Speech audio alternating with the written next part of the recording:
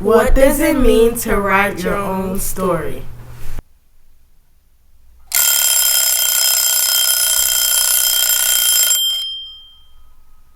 When Oscar Micheaux was young, he would witness the mockery of African Americans by white people through blackface. He knew that what they were doing was not right, but how to make a change, he did not know. This is a story about power, about reclaiming the narrative, about the fight to control not just what we see, but how we are seen and how we become seen. Long before studios bore black ownership, there was a man whose work had the courage to dream, Oscar Micheaux. Being a son of former slaves shows how discriminatory the place he grew up was. One of 11 children, his early life was shaped by hard work and resilience.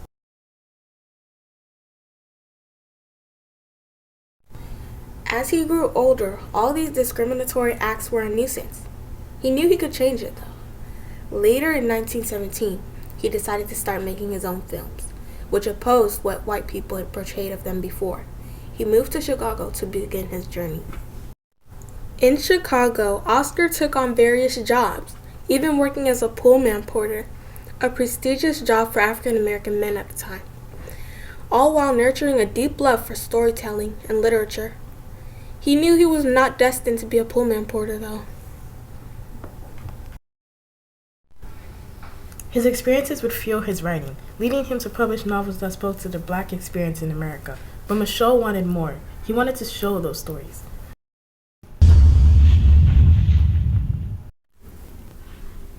In 1918, Oscar Micheaux achieved what few thought possible.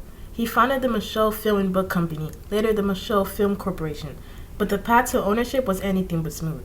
Denied support from white-owned studios like Virginia State Board of Censors, who broadcasted his film Birthright in theaters without approval. They also targeted him for his films and the message given per film created. Micheaux financed his films through relentless self-promotion and direct sales. He traveled town to town, screening his films wherever he could. His stories spoke to the black audiences in ways Hollywood never dared.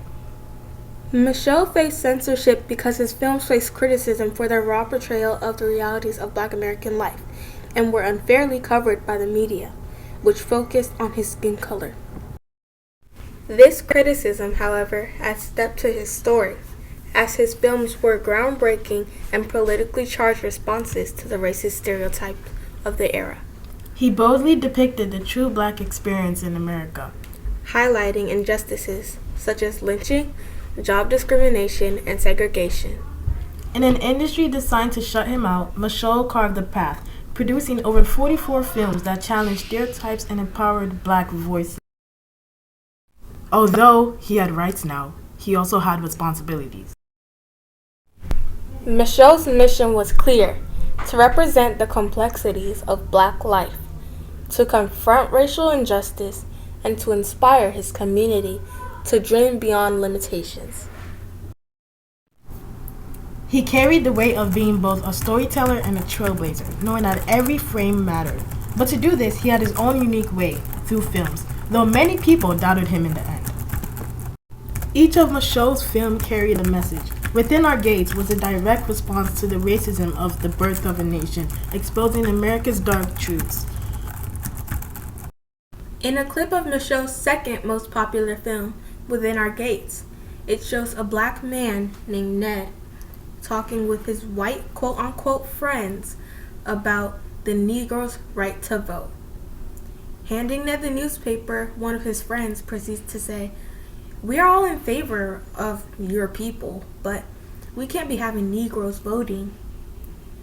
Ned replied by saying, "Y'all knows what I always preach.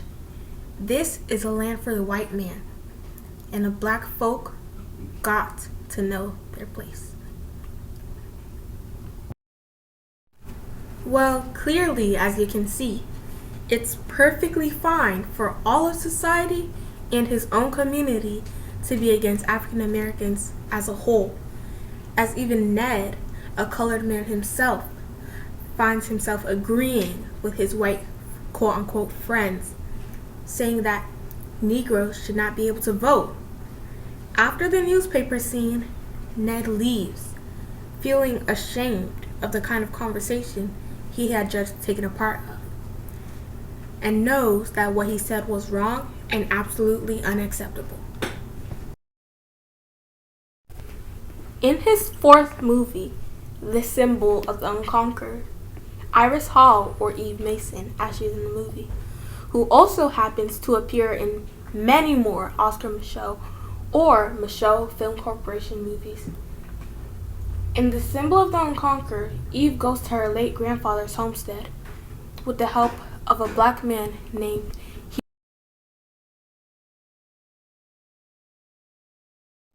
Van Allen's neighbor, a white man, notices the great oil reserve underneath Mason's grandfather's home and forces them off their land. The Symbol of the Unconquered challenged white supremacy and championed black pride. Homesteader, the beginning of his filmmaking. Made in 1919, in The Homesteader, there is an obvious point of racial discrimination, as the main character, Jean-Baptiste, fell in love with a white woman named Agnes, who does not know that she is not in fact white.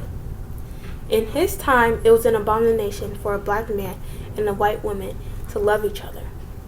Jean-Baptiste was a homesteader, living off of agriculture, basically making a living for himself. Every frame had a purpose: to educate, to provoke, to inspire. That was his responsibility. His films led to a great breakthrough, influencing African Americans to fight for their rights, giving us the rights and equality we have now through the Civil Rights Act of 1964. During his time, he inspired many African Americans in his community to follow his steps and portray them as they truly are. Though many people doubted him, he succeeded in reaching his goal and making informative and relatable films for all people to witness during his time. Now tell me, what does it mean to write your own story?